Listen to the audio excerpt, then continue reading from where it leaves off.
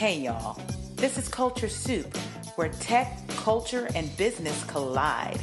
It's a podcast that spoons up everything hot from social media.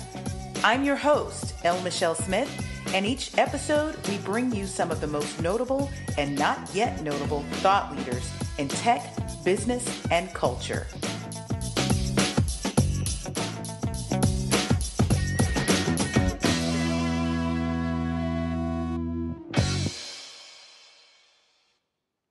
Hey, everybody.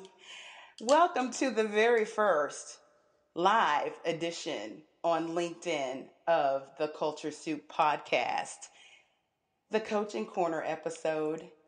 If you recall, we go on the air every second Tuesday on the Culture Soup. It hasn't dropped yet, and the reason is because we're going live today on LinkedIn. It's pretty exciting. I'm going to make sure that we got some folks in the room. I don't expect a ton of people today because it's our first time, but as I learned with the podcast, consistency and great content makes you grow an audience. So let's see who's here. If you're here, shout me out, and I will say hello to you. Otherwise, I will start telling you about the show because we have jam-packed and a rundown for you, so you will know what to expect, and you will also know, what to expect, right? So let's see here. I'm looking at myself. This is pretty cool. Look, can you see that? Yeah, live. All right. So here's what you need to know. There's a hashtag that you need to use, and that is TCSP, Coaching Corner. Hashtag TCSP, Coaching Corner. Use that hashtag when you're sharing this out, and please be sure to share it out. If you're here, of course, live, use the hashtag LinkedIn Live in the comments. If you're going to join on the replay, because by the way, this is going to live in the stream for a while, you'll use hashtag replay. I'm just glad you're here, and we have some great information for you today. Let me tell you about the rundown. I have a few things for you. First, just like we do on the Thursday show, we're going to start off, instead of a culture soup moment, we're going to have the soup. And the soup is going to refer to news that I find on LinkedIn that's popular, that my community's been talking about, to tee up the conversation. Then we'll do the 15-minute coach. Now, we'll do a couple of different things on the 15-minute coach. Either I will come with great insights and advice and questions to raise to make you think through or coach yourself through a topic or a concept that we're covering, or I will bring on a client and we will do a laser coaching. And you know what? Coaching is very magical, I think, because it's a co-creative process where I walk alongside the client and the client tells me what their goal is. And if they don't know their goal, I provide clarity. And we do this through probing and questions. And my background as a journalist, as a public relations professional, questioning is right down my alley. But this is a special kind of questioning, and it accelerates you to your goal. So speed, clarity, accountability, coaching does all that. And I'm glad to bring that to you today. The next thing that we're going to do is called the deep dive. And sometimes the deep dive is going to be more talking, where we go deeper into the concept. Or in the case of today, I bring on a guest and we actually look at a case of someone who's actually using the concept as we speak. And then finally, it's a wrap. We're going to put a bow on it. I'll tell you how to reach out to me. We'll sum up some of the big points from the day, and then we'll be gone. So I'm hoping to spend about 20-30 minutes with you each time that we're on. And why don't we just get started? It's time for the soup. This article, right here, the Cardi B article. Shout out to Michelle Zambrana from Fleischman Hillard for sharing this out just last week. And it got me to thinking. The headline says this: women, if someone tells you to just be yourself, it could be dangerous. I think that's a little simplified, right? There's more to it than that. But as we get into the article, she talks about how in the workplace, women and women of color are typically prone to microaggressions and other behaviors that marginalize them. So if they dial up their most original and authentic self, that they could get a backlash. And you know what? It's true, but qualifiers, people, qualifiers. Before we get to the qualifiers, though, she goes one step further. She brings up Cardi B. Cardi B, love her. Even I know Bodak Yellow. You know, okay? But she talks about how her authentic self has catapulted her into stardom. Well, of course it has. It is entertainment. And in entertainment, spectacle rules the day. And Cardi B is a spectacle. How many of you could walk into your workplace and be a spectacle? I wouldn't advise it, right? So listen, let's peel back the onion a bit on the soup. First thing you need to know, your passport to authenticity is performance excellence. That means that you have to be killing it every single time. If the job is big or small, you need to make sure that you are killing it. That's when people start to endear themselves to you. And they want to know more about you. That's when you can style flex. Shout out to my mentoring coach, Trudy Bourgeois. Style flexing is about dialing it up and dialing it back down, not code switching. It's different. Code switching means that you go into a room where there may not be people like you, and you become somebody totally different to blend in. No style flexing. We don't do that. No code switching. We style flex, okay? So dial it up, dial it down. The other thing that you need to know, that you need to know the room. So the more people know you, the more you can be more you, because they're more accepting of you. If they don't know you, you don't have a basis yet. So you dial that thing down. We talked about authenticity to tee up the conversation on personal branding. Let's go deep. So authenticity really is core to the idea of personal brand, but I'm going to debunk some myths about personal branding today, because there are some of you out there in LinkedIn land that see the word personal brand and recoil. And there are a whole lot of reasons why. And it's not just about introversion and extroversion. Just to be frank with you, so that you know, on Myers-Briggs, I land right on the line of introversion and extroversion, which means at any point, I might shut all of this down, go get myself a burger and sit in a corner. And if you come and try to join me, I'm going to dissuade you from doing that, because I like to recharge my batteries alone. When I'm on, I'm giving it all. This isn't about introversion versus extroversion. This really is about people's misunderstanding about what personal branding is, especially in this digital age, where people associate very closely personal branding with social media and quote unquote getting out there. Now, you don't have to start your own LinkedIn live show. You don't have to have a podcast. In fact, I have a cheat sheet that I share with a lot of my clients, and I've shared with many of you, and that there are ways to get known and get socially active, like my friend Itshire Jones says, on social without even creating a bit of content.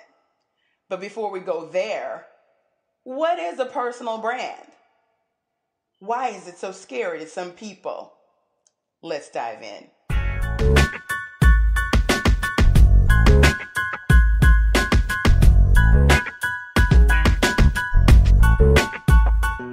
Here's what it isn't. I've heard people say this, and it's shocking to me that personal branding is new. And this is the group that thinks that personal branding has everything to do with social media. And the fact is that social media is an amplifier. Social media helps you with brand awareness, but it does not help you with brand loyalty, okay? It is not new. Personal branding has been around since the first person decided to sell a product or service or themselves. I think about Madam C.J. Walker. Shout out to Alelia Bundles, who is the great great granddaughter of Madam C.J. Walker. If you know anything about Madam C.J. Walker, she was a precursor of Mary Kay, only in hair care. She was the first female millionaire in the United States. Some would like to argue possibly the world. But Madam C.J. Walker knew that the experience that she provided to her clients and empowering them as salespeople and people who are business owners, that was the experience. That was the Madam C.J. Walker brand. Look, I spent time with the CMO of Mary Kay just a couple of weeks ago in Austin, Texas at the Texas Women's Conference. Shout out to Cheryl Atkins Green. Hey, Cheryl. Listen, we talked to some up-and-coming entrepreneurs at a breakfast that morning, and we debunked the whole idea of personal branding. And one thing that we did was we picked up Mary Kay Ash's book on people management. And you know, while it was published in the early 90s, it was all about personal branding. But this was before there was a LinkedIn, a social media anything, Facebook, Twitter, and Mary Kay Ash, you better believe it, she was all about her personal brand and her brand in general. So it's not new.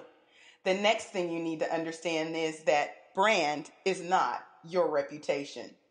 I've heard some pretty formidable people in business get this wrong. Today is the day that we level set. Your brand is not your reputation.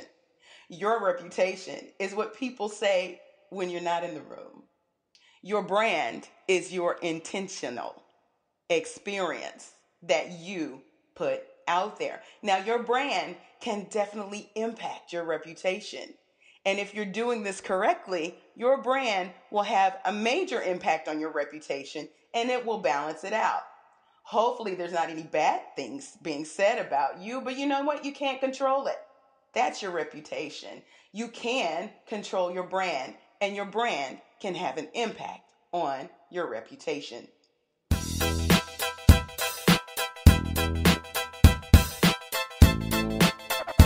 next thing to know.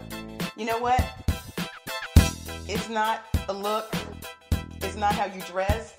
This was surprising to me. I actually had somebody say to me when I was working at the Big Fortune 9, I was wearing a strawberry blonde curly afro.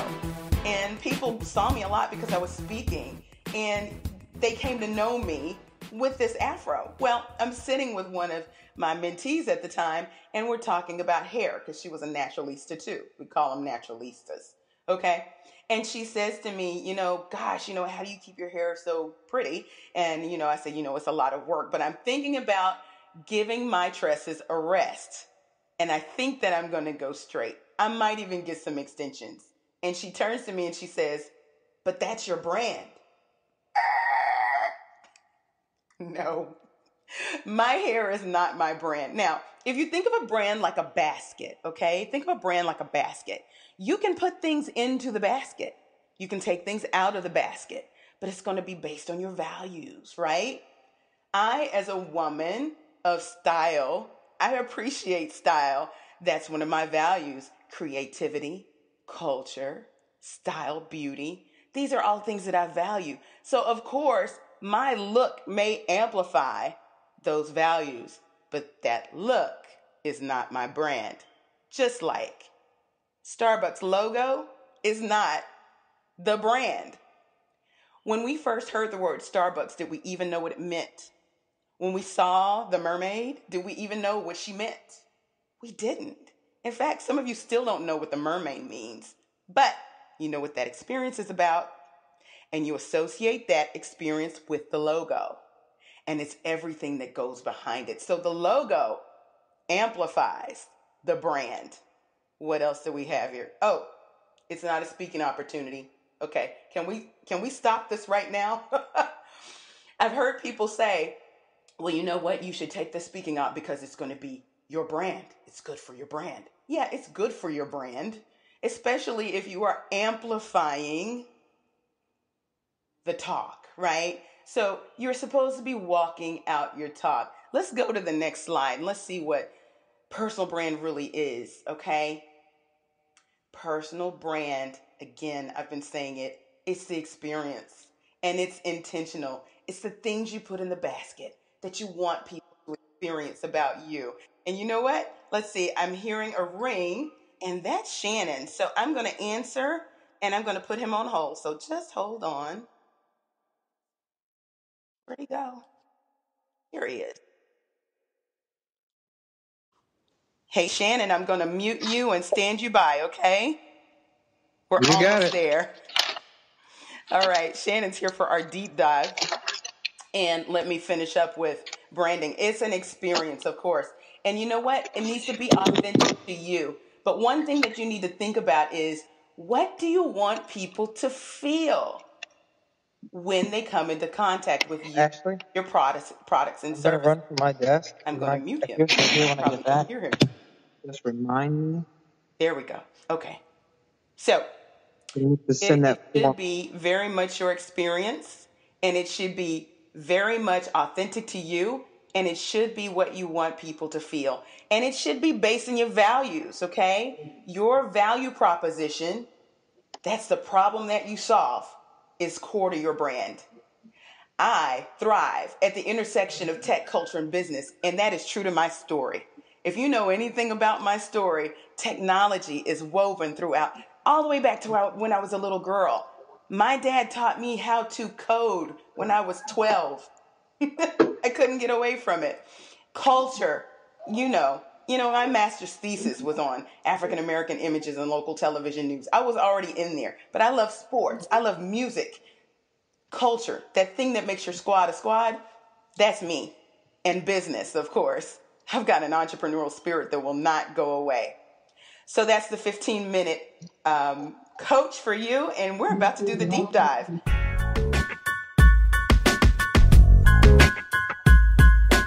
Shannon? Shannon's here. Hey.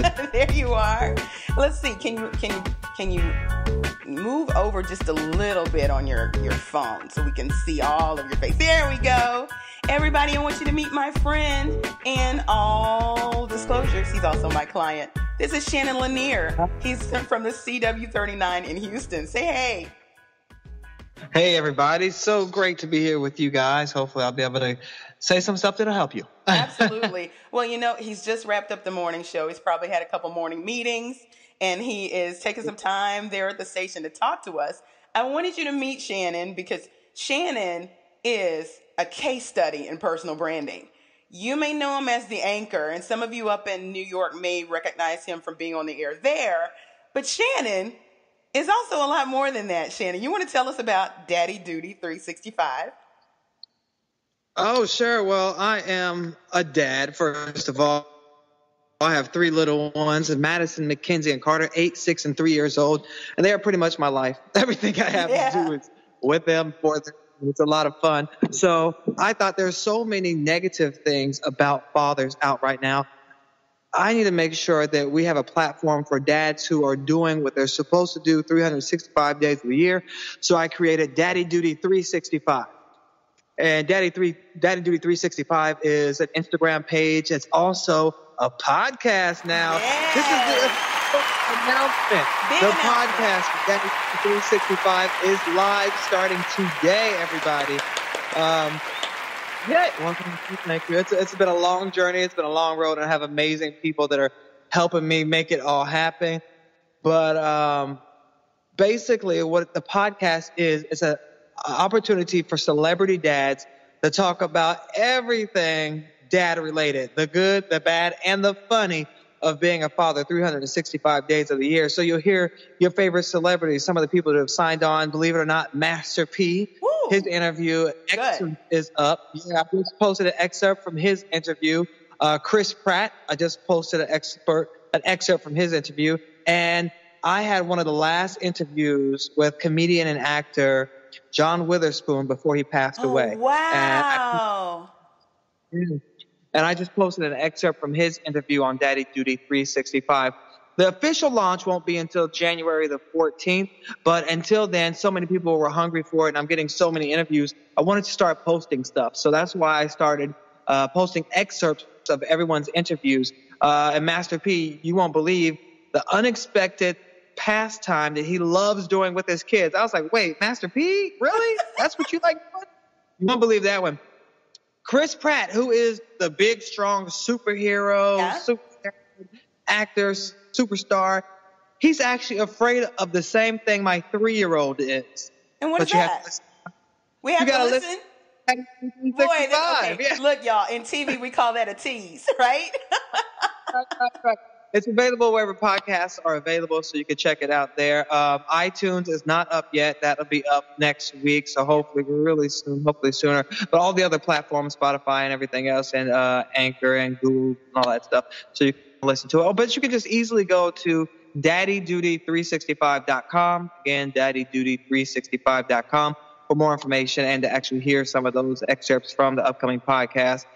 January 14th is when it officially launches, where the full-length interviews will be. So go check it out. You'll love to hear from your favorite stars about some of the hilarious things and helpful things they have to say.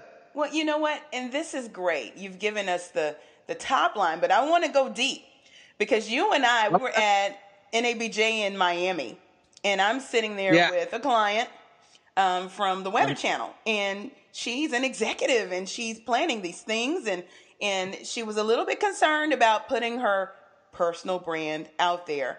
And you happened to walk by, and I said, you know what, Cash, you need to meet Shannon. And here's why. Shannon has Daddy Duty 365, but you explained some things about why it's important to do more than just anchor or show more of what you do than just anchor. You want to talk about that?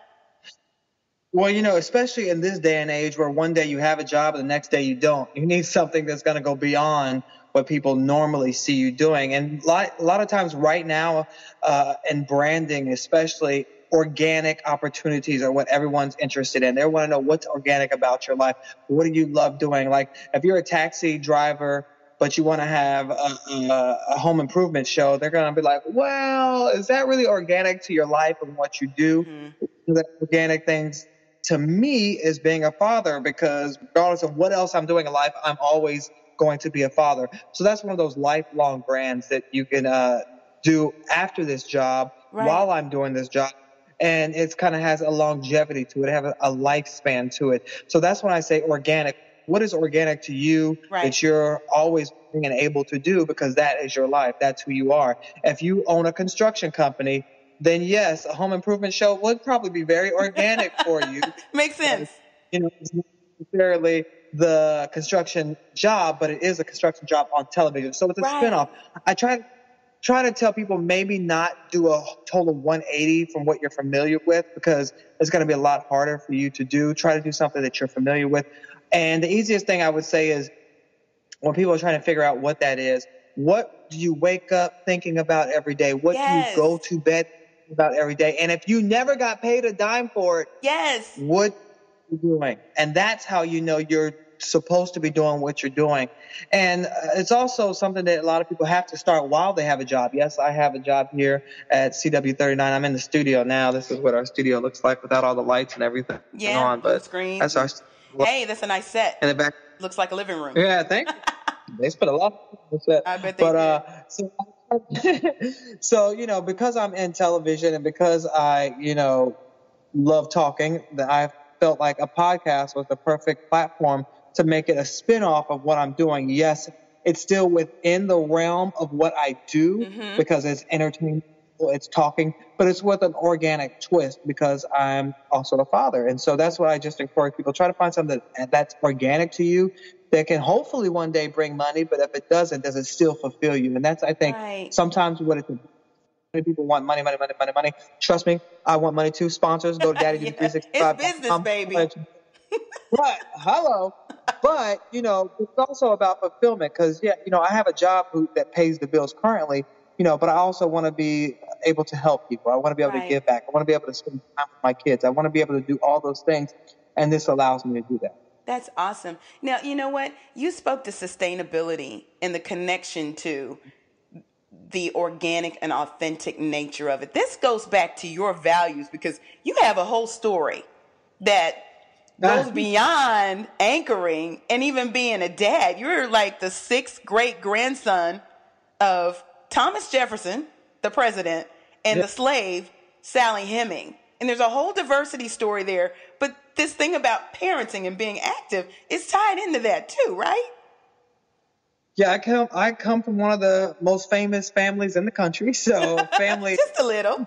I have become a family advocate. And, so it's all about family for me, coming from that family. But I'm the sixth great grandson of Thomas Jefferson and his slave, Sally Hemings.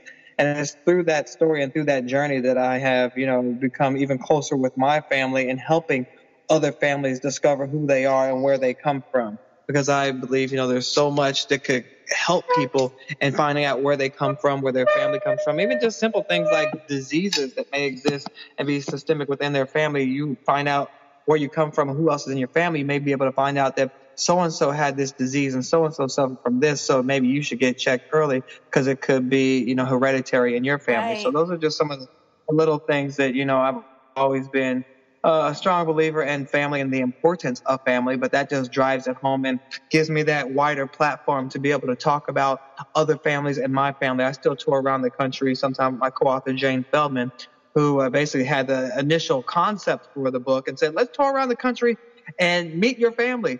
And so I said, okay. And so she and I went around the country interviewing, 4 generations of descendants from Thomas Jefferson, both through his wife Martha's side of the family and through his slave Sally Hemings side of the family, and really brought all of those stories together in a book that she also photographed very beautifully. And it's called Jefferson's Children, The Story of One American Family. That is amazing. Everybody, you've got to follow Shannon Lanier on Instagram. He's Mr. Shannon Lanier, and he's also at Daddy Duty 365. And that's where you started things, right, on Instagram? Yeah, I started things on Instagram just to see if people were going to like some of the content, because there's just so much cute content out there with dads doing stuff with their kids. And then people they wanted more. They said, let's do more. Let's do more. Actually, one of the biggest viral videos that I've ever had was with my son, because he wanted to dress up as Black Panther for Halloween. And so I said, okay, well then I'll be Killmonger. And I went through this whole transformation process. And TikTok picked it up, and I got over 1 million views on that of me transforming into Killmonger. And I wasn't really familiar with TikTok. I had like 5 followers. After that video, I have now like over 5,000 something followers in like awesome. 1 week. It's like, what? Yeah, that was just this past Halloween. Y'all don't sleep on TikTok. Don't sleep on it. Right. They say platform. I know there's a lot of millennials now, but mama and grandma and auntie always come after the kids pick it up. Yeah. So right now they say it's the hottest new app that's out there for social media. Well, you know what? This is important so that people know it. You don't have to go way outside of your boundaries to do things that you're passionate about. And because they're authentic to you, they take off naturally. If you're trying to do something outside of yourself, it's not sustainable because you always have to go reaching for other people and other entities to make it happen. Here you are, a dad, just being a dad, and you decided to turn on a camera phone. Yeah, and that's, I think, what people really, they like the rawness, they like the authenticity of it, and they like to see people in their element, whatever that is, whether that's, doing a cooking show and they're in the kitchen making up recipes and, their family's around them and they're showing the real life. I think, 5-10 years ago, people wanted to see the clean, the polished, make it look like they're on television and everything they broadcast. Nowadays, they want to see the real deal. They want to see the real nitty gritty. It's really like what you're really like. When all the suits come off, when the makeup comes off, who am I? And that's what they want to see. I try to reveal that and give people a glimpse into the life of being a dad. It's not always glamorous and pretty. Sometimes you got to go through a lot. I was just telling my coworkers last night, I don't know how many kids were sleeping in my bed, but I know I got kicked in the head. I know somebody was sleeping on my feet and somebody was sleeping on my head. And I'm like, look, y'all need to get up off me, go to your room. Yeah. I told my wife, we need to start locking the door. Because there's too many kids in our bed when the time morning comes along. They all start off in their bed. By the morning, they're in our bed. Yes. So, And see, you have to be a husband too. And that's all we'll say about that. hello, everybody. Look, I just need to get some sleep sometimes. So I wake up at 3 o'clock and I need to get some sleep. Well, Shannon, I appreciate you coming on this inaugural episode of LinkedIn Live, the Coaching Corner. Thanks for coming on. What was that? Said congratulations to you. Congratulations to you. This is a huge milestone. I know you're very successful on other platforms, so why not LinkedIn too? Go ahead and add it to the to the bank. Thank you. I appreciate it, Shannon. I'll see you later, okay? Bye, everybody. I'll see you on social media and at Daddy Duty 365. Yes. Bye-bye. All right. Camera turn. You know what? I'm going to take a minute and look at who's shouting me out in the comments because I see some people have shown up and I want to make sure, look, I'm over 40. So, Eva, Soka Mom. Hey, Eva. Thanks for coming on. Marlene Legrone, my AT&T family. It's good to see you too. Let's see, who else? Larice used to work at Flowers Communications Group, and now she's a mommy. So happy for you. Congratulations. David Purdy, also from, used to be with AT&T. Good to see you. Tanita Ballard. So let's close out. And if you want to stay in touch with me, follow me here on LinkedIn, or you can also find me on Instagram at El Michelle Speaks, on Twitter at El Michelle Speaks, and then on Facebook at El Michelle Smith Official, and then theculturesoup.com for the show, and we have some handles there. Listen, the Thursday show will air. Make sure that you listen for it, and that's all I got for you. I appreciate you showing up. Hopefully the audio resolved itself, and the Culture Soup Podcast is a production of No Size Communication, LLC.